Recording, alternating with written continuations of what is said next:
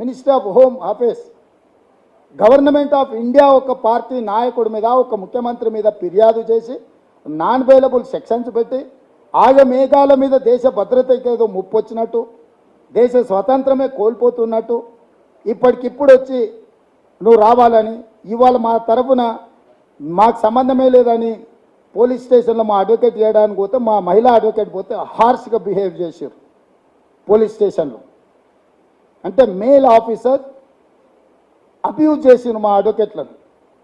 అంటే ఢిల్లీ పోలీసుని ఎందుకు ఎన్నుకున్నారంటే, ఢిల్లీ పోలీసులు కేంద్ర హోంశాఖ కింద పనిచేస్తారు.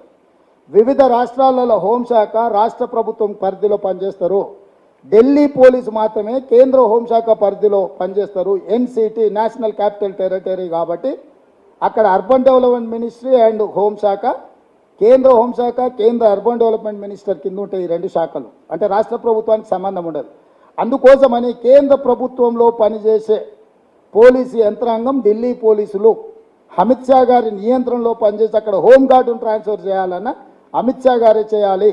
ఇవాళ ఆ పోలీసులను ప్రయోగించి నా మీద ఒత్తిడి తీసుకొచ్చి ఎన్నికల ప్రచారం చేయకుండా అడ్డుకోవాలనే కుట్ర జరుగుతుంది. ఇదే కాకుండా ఇంకొన్ని ఆధారాలను నేను మీ ముందు పెట్టదలుచుకున్నాను. కేంద్ర మంత్రి అనంత్ కుమార్ హెగ్డే మోడీ మంత్రివర్గంలో cabinet minister, union cabinet minister.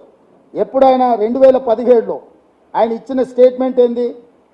రాజ్యాంగంపై నాకు గౌరవం ఉంది, అయితే రానున్న రోజుల్లో అది మారనుంది, మేము ఇక్కడ ఉన్నది అందుకోసమే వచ్చామంటూ కేంద్ర మంత్రి అనంత Kumar Hegde.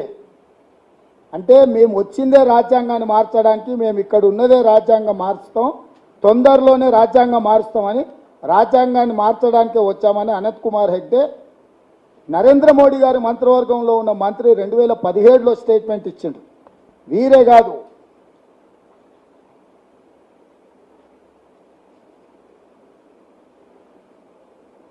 Speaker Sumitra Mahajan, Lok Sabha speaker 2014 to 2019 వరకు ఉన్న లోక్సభ స్పీకర్, రిజర్వేషన్ల అభివృద్ధిని తీసుకొస్తాయా?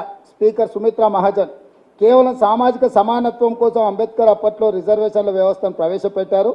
అది 10 ఏళ్ల వరకు మాత్రమే ఉండాల్సి ఉన్నా ప్రభుత్వాలు 10 ఏళ్లకోసారి పెంచుకుంటూ వస్తున్నాయి. రిజర్వేషన్లు దేశాన్ని అసలు అభివృద్ధి పరుస్తాయా అని సుమిత్రా మహాజన్ అనుమానం వ్యక్తం చేశారు. అంటే లోక్సభ స్పీకర్ నరేంద్ర మోడీ గారు ప్రధానమంత్రిగా ఉన్న లోక్సభకి లోక్సభ స్పీకర్గా పనిచేసే సుమిత్రా మహాజన్ గారు రిజర్వేషన్లను వ్యతిరేకించుకుంటూ రిజర్వేషన్ల గురించి మాట్లాడింది.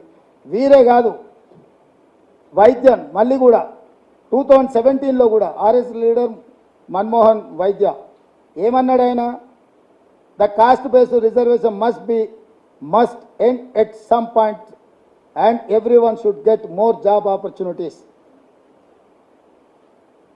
అంటే క్లియర్గా వీళ్ళందరూ వాళ్ళకి సంబంధించిన వాళ్ళు, ఆర్ఎస్ఎస్ బీజేపీకి సంబంధించిన వాళ్ళు